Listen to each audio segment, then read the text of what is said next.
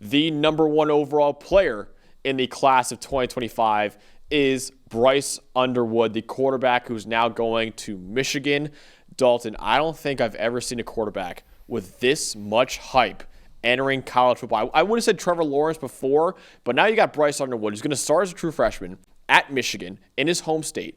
He's on the cover of EA College Football 26, despite never playing a snap of college football either.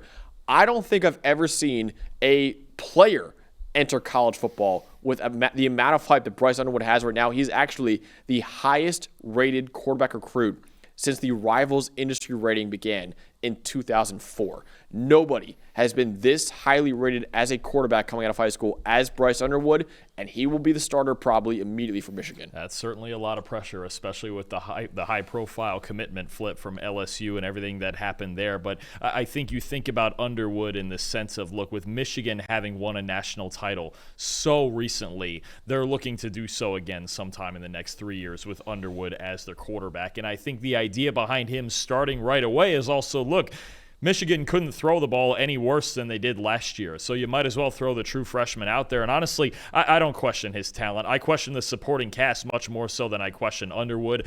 Big, ideally built pocket passer, solid athlete, rifle for an arm. You could see in the spring game that he wants to throw the football on time all the time. He's not necessarily going to be one that wants to go back there and play playground football, right? I think that's going to work to Sharon Moore's advantage. The advantage of this Michigan offense is that this is a kid who wants to throw the ball on time and understand that he has to win from the pocket first. I think the downfield accuracy will get there as he shakes the nerves off. I thought he looked a little bit, I don't know about nervous, but just a little bit shaky in the spring game when it came to throwing downfield, but he's got as much talent as anybody in the country, obviously, right? We did this last year with DJ Lagway and even Dylan Raiola, and Underwood might be more the case, but they're going to need to build that supporting cast around him. It's the one thing I question more than anything is I don't care how talented you are, how good you are, if you're below average everywhere else on your offense, if you're not protected, if you don't have dynamic receivers, then we put kind of a cap on how much hype there can be here. But Underwood, as far as his own individual talent, it's through the roof. It really is. On the cover of EA College Football 26, if you notice, he's also included in the intro of the PFF College Football Show too. Because we know how much hype that guy has on him right now too. So we're even kind of buying the hype train. It seems we are pretty sure he'll be the week 1 starter. I would be surprised if he's not. Because Micah Keene is coming off injury too. I know he's back now, but he isn't like he had a full offseason either. And I just think you might as well get it underway, right? And look, they're playing Oklahoma in week 2. Yeah. Right? Do you want to go in there not throwing your best punch, or if Keene struggles week 1, then switch into Underwood? I mean, against Brent Venables and that defense. So that's going to be his first real test there at Oklahoma. Is going to be just fascinating in his second college and Michigan game, needs assuming him. He's starting. Yeah, Michigan needs him too, right? Because Michigan had the 4th worst passing grade in the country last year, the 54.3 team passing grade. They had 3 different starting quarterbacks for them last year too. Bryce Underwood has a 50-4 record as a starting quarterback in high school football. 2 state championships too. He broke the Michigan high school record for career passing yards and total touchdowns.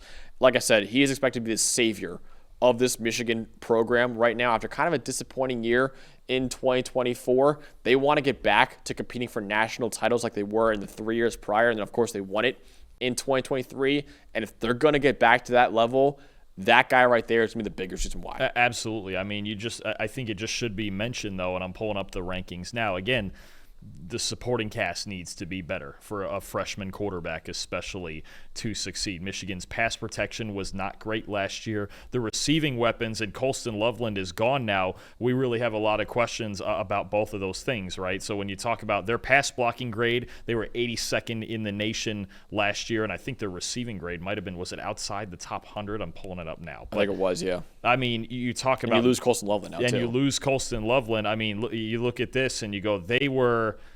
Where is this? They were 102nd in receiving grade, even with Colston Loveland.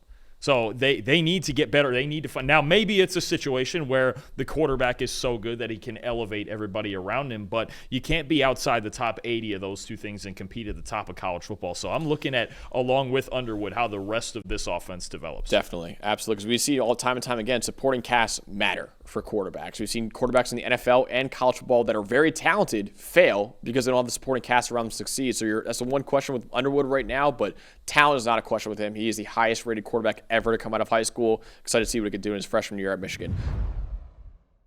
Hey, thanks for watching another episode of the PFF College Football Show. Please make sure you guys subscribe to the channel. Also, subscribe to PFF Plus at subscribe.pff.com for all of the same data and grades that we use in our show, plus fantasy tools, betting tools, and our mock draft simulator.